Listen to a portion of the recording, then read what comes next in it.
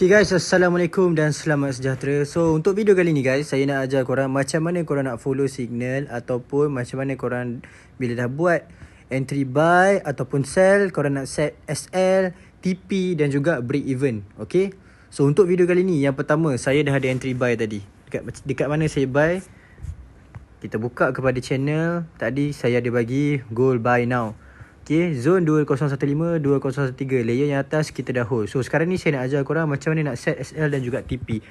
The moment korang ada buat satu entry, okay, the moment korang ada buat satu entry dekat layer yang paling atas ni, so apa yang korang boleh buat adalah pergi dekat layer yang tu, kita buat apa? Kita modify. Alright, modify.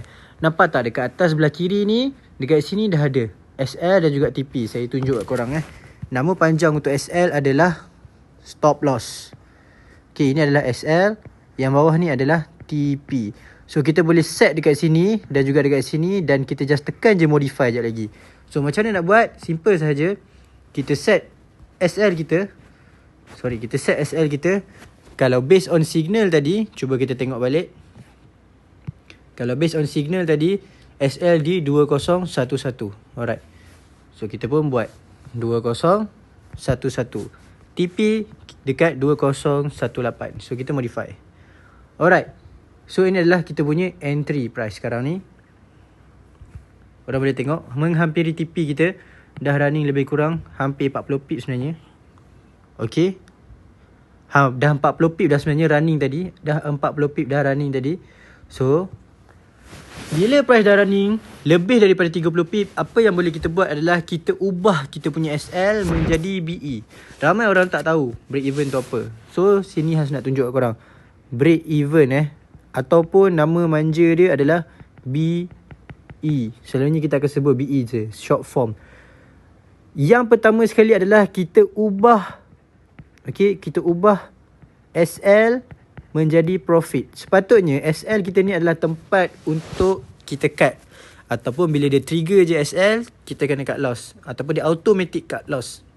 So sekarang ni kita nak ubah kita punya SL dekat bawah ni tadi menjadi berada di atas. Macam mana? Macam dekat bawah ni. Korang tengok kat sini ada buy 0.1 buy. So bila dia dah running lebih daripada 30 pip, kita letak SL ataupun kita letak BE. SL ubah berada dekat atas. Kalau sekarang ni kita tengah buy, SL of course lah kat bawah. Bila dah running, kita ubah SL kita atas daripada entry point. Sama juga dekat hold buy bawah ni. Kita ada buy, ubah SL lah dekat atas. So macam mana kita nak ubah tu?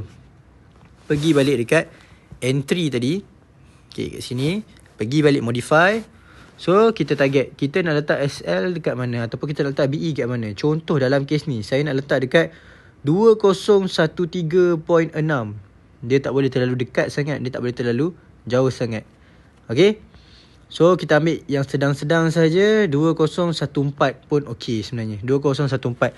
So kita pun ubah SL menjadi 2014. Sebab apa? Entry kita yang lain tu kita dah close dah, kita dah take profit dah, layer-layer yang lain tu. So kita dah banyak dah profit.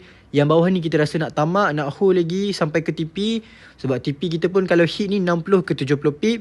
So kita make sure set break even 2014. So automatically guys, korang tengok kat sini, kita punya SL tadi berada di atas. SL kita ni tadi berada di atas. Nampak?